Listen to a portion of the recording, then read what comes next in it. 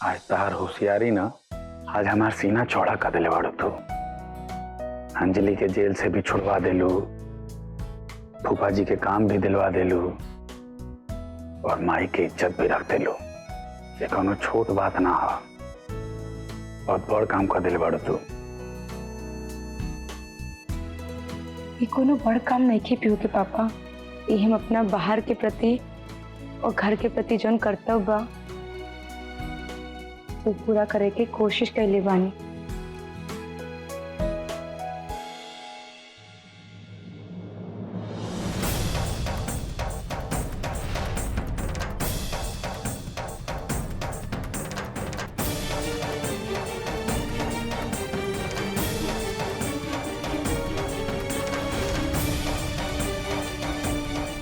भाई का हो गई?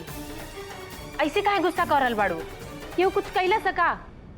आरती भौजी कुछ कैली है ना? मत ले ओकर हमारे सामने। बड़का पर्दाइन न बनल बड़ी। हाँ और हम धधाई ना निकाल देनी नु तो देख ली है।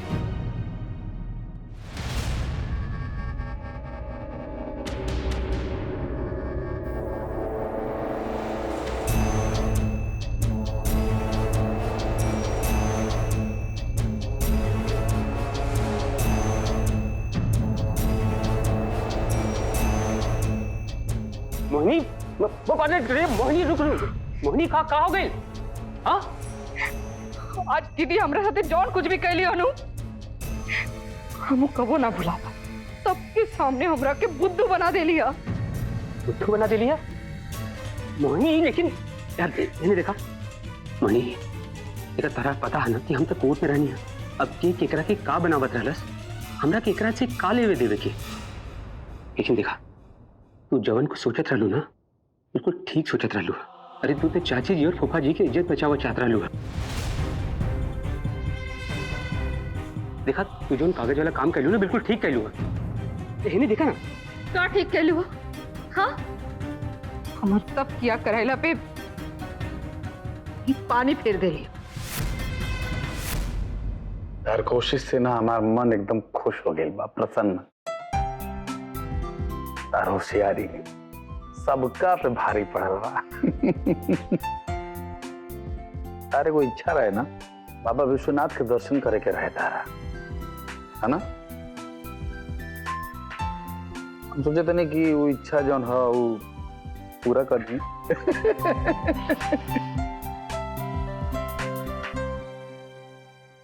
हम तो तारा से बहुत पहले ही कहत रही भैया कि भौजी हमार बहुते होशियार बड़ी, लेकिन हमार सुनत के रहे। सब लोग तो इनकरा अक्षर ज्ञान के पीछे पड़ा रहे, लेकिन फिर भी भैया हमारा विश्वास रहे कि भौजी के साहस ज्ञान केहू से कम ना हो सकेला। और ये सब जान के, ये सब काम सुन के बहुत हम खुश बानी भौजी, बहुत खुश बानी। और ये से हम अपना भौजी खातिर आज फिर से कुछ देवे खातिर लेके आइल बानी।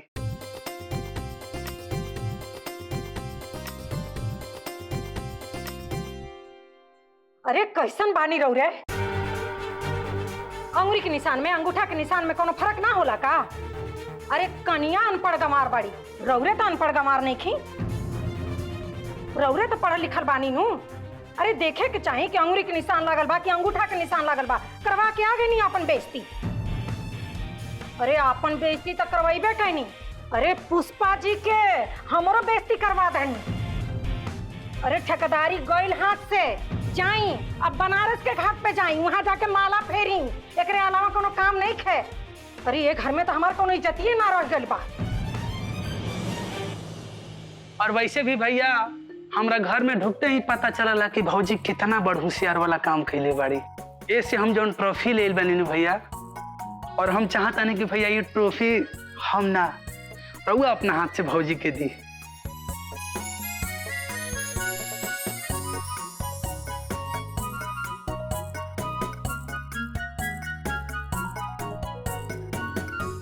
लेकिन माई वो तो सबके सामने तारा इज्जत ही रख लिया। ये सब कह के वो हमारी इज्जत रख लिया। हाँ इज्जत रखी है कि जबरदस्ती हमारी इज्जत कराओ लिया। देख संध्या, ये बात देखिए उसे मत कहिए। वो इज्जत हमार जरूर रख लिया, बाकी जब हम अपने नजर में गिर गई नी तो दूसरा क्योंकि नजर में इज्जत करे से क्या फर्क पड़ता हमरा।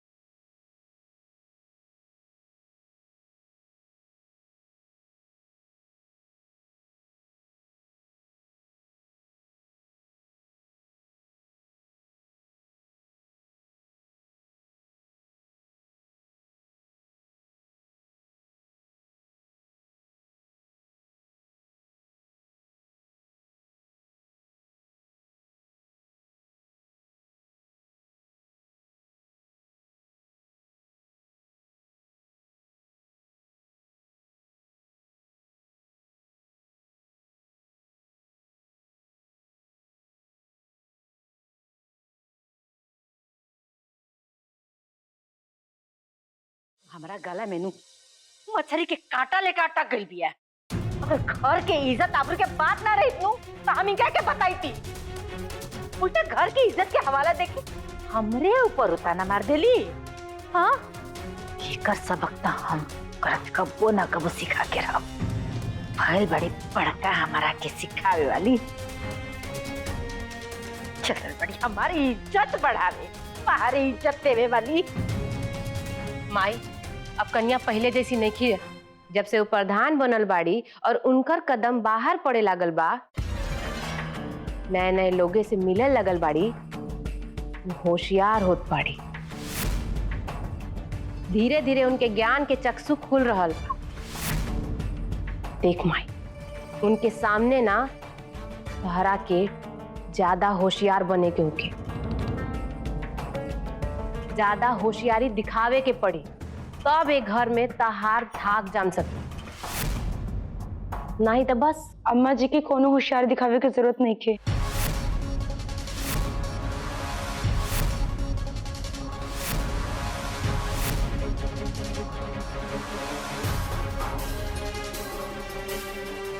अम्मा जी का खाली आदेश देवे का बा,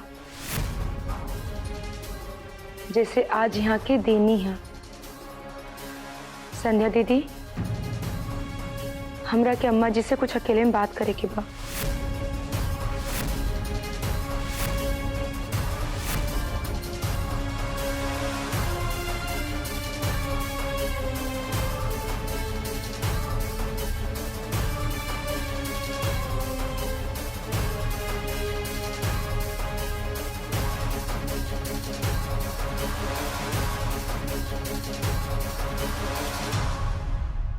अम्मा जी, हमरा ई बात के बहुत खुशी बा कि राउर बात भी रह गई और राउर मान प्रतिष्ठा सब बच गई।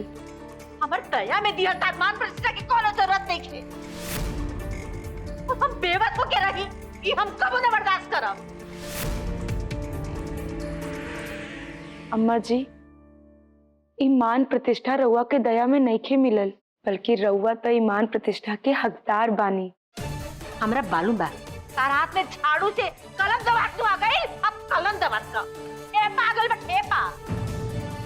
और तू हमरा संगे चाल चले लगलू। हां, राजनीति सिखावे लगलू। हम तार मैं चाल से वाकिफ बानी, बुझलू। ई मत सोचे कि हमरा कुछ नहीं के बुझात, सब बुझता नहीं हां। और यहाँ आके हमरा सामने हाथ जोड़ लेता रू, एकर मतलब ये नहीं थे कि तार मैं बात हम सुनब, बुझलू। एगो कान खोल के एगो सुन ल, आगे से न हम एगो बात हम ना सुनब, हम तारा के कहे दे। लेकिन अम्मा जी, अभी तो रउआ हमार एगो बात सुनब और मानब नू। एगो काम करके आयल बानी और अब ही एगो काम बाकी बा।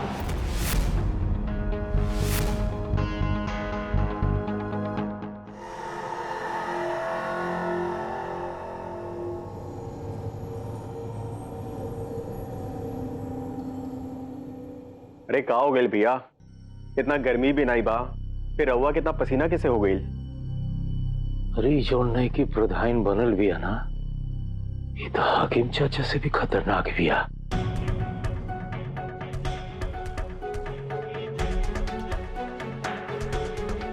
का भाई भैया? ओकर खाए के दांत अलग बा और दिखावे के दांत अलग बा। अरे कुछ बताई तब ना वो प्रधान का उपाय निकाल जाई। अरे वो हमनी के फोन के टेप करा के ओकर रिकॉर्डिंग भेजली बिया। हमनी के सब काला चिट्ठा खुल गइल बा अंजलिया के फंसावे के।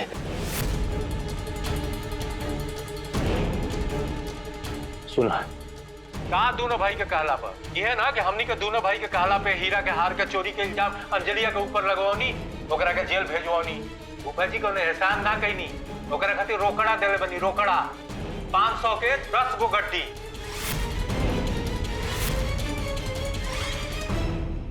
काल हम इंस्पेक्टर साहब के बुलैले बानी, बस रउआ इंस्पेक्टर साहब से कह दी कि अंजलि के केस हम वापस ले चाहत बानी।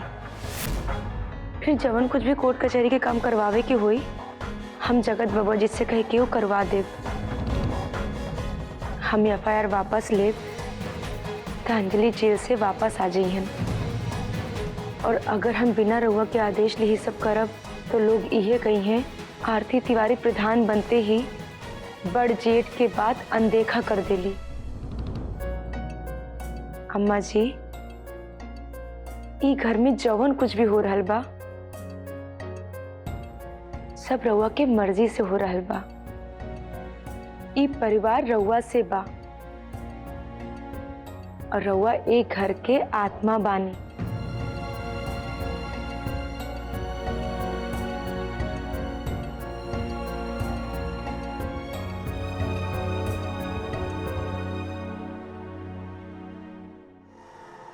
देख ले लूनो तारा तिवारी, ये भिखारीन आज का कन्या प्रधान बन गई। हमरा के लेक्चर सुनने के पड़ल। कुछ ऐसा कर कि इनका सब प्रधानी रखल के रखल रह जाओ।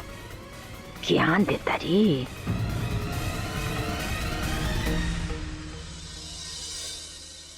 हम अपन फैसला कल परिवार वालों के सामने सुना दिल रहनी है। इंस्पेक्टर साहब, आप भी हमारा फैसला सुन ली। कन्या प्रधान अब अंजलि के जेल से छुड़ावे के केस वापस ले सकते। छुड़ावे के केस वापस ले सकते। छुड़ावे के केस वापस ले सकते।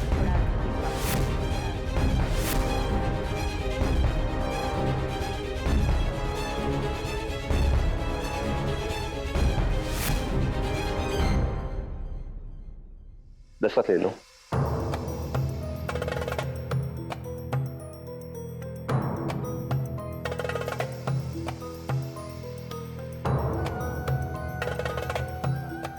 एमए एमफिल बहू के रहते सबके सामने अंगूठा छाप बहू घर के इज्जत मिट्टी में मिला देला, ठेपा लगा के। एगो जाहिल औरत सबके ऊपर भारी पड़ गई।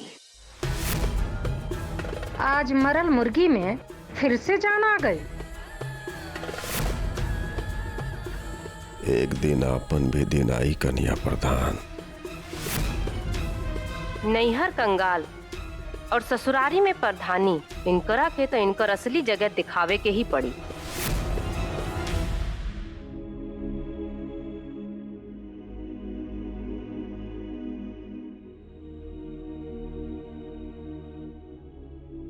प्रधान जी, रउआ कहला के मुताबिक हम कार्रवाई करके कोर्ट में FIR वापस लेवे के कागज जमा करवा दे।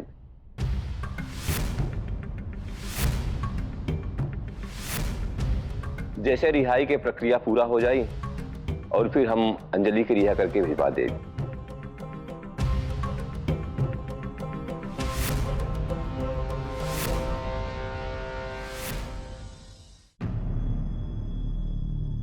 प्रधान जी, एगो बात बताई, एक कानून के सहारा लेके अंजलि के रउआ जेल से तो छुड़ा लेता नहीं, लेकिन वो जेल से बहरी अला के बाद रहियन कहाँ?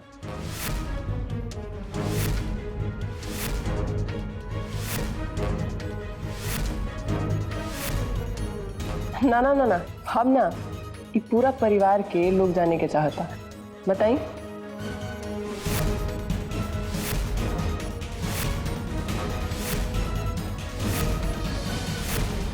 देखा रिमझिम, भौजी अगर प्रधान बनल बड़ी तो एकर मतलब ई ना हो कि तू जौन मन तौन पूछबू और तार हर सवाल के जवाब दी है।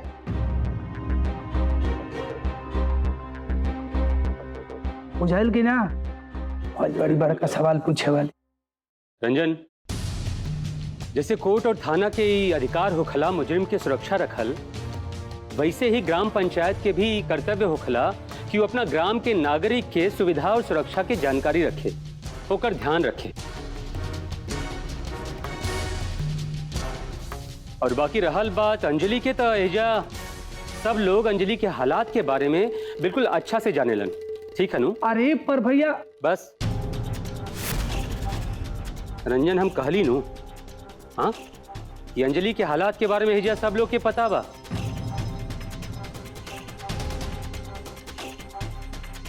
कि अंजलि के ससुराल वाला उनके घर से निकाल देले बाड़न और उनकर मायके वाला उनके घर में रखल नहीं खे चाहत, तो फिर अंजलि रही है कहाँ?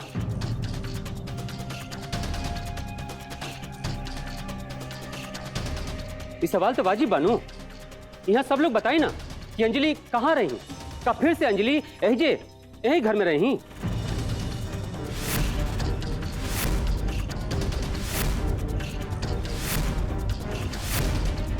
वो जेल से आवत रही तो आवस, बाकी अब वो एक घर में ना रहे, वो एक घर में ना रहे, वो एक घर में ना रहे, वो एक घर में। हमका कहा था नहीं जी, ऐसे न कोनो कानून होला का कि अंजलि के एक घर में रह से रोक सकी जा? हाँ माई एकदम ठीक कह लिया। प्रधान तो चुप बाड़ी, कहीं फैसला सुना के अंजलि के हमनी के कपार पे न डाल दे फिर से।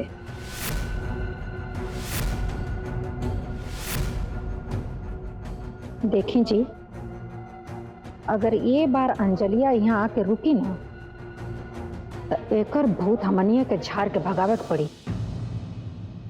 ये सब का कुल चर्चा हो रहा बा? हैं कि कहाँ रही हैं कहाँ ना रही हैं? इंस्पेक्टर साहब तब जाई, जो हमने के निर्णय लेवे के बाद हमने के ले लेपचा। धन्यवाद। ठीक कहा बानी अमर जी, ई त पंचायत के प्रधान और आप लोगों के घर के मामला बा, हमनी के चलत बानी जा।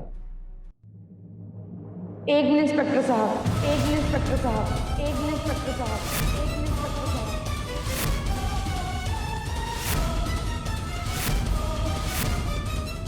जब सवाल उठल बा अंजलि के रहते तो ओकर भी समाधान होके के ही चाहिए।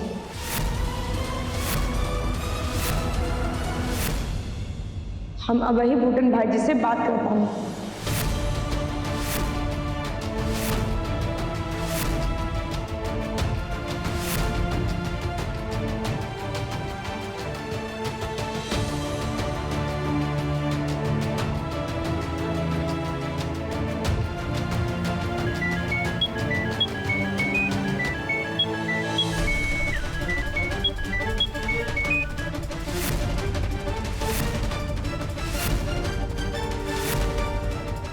हाँ बोली। भाई जी प्रणाम। हम गंगापुर पंचायत के प्रधान आरती तिवारी बात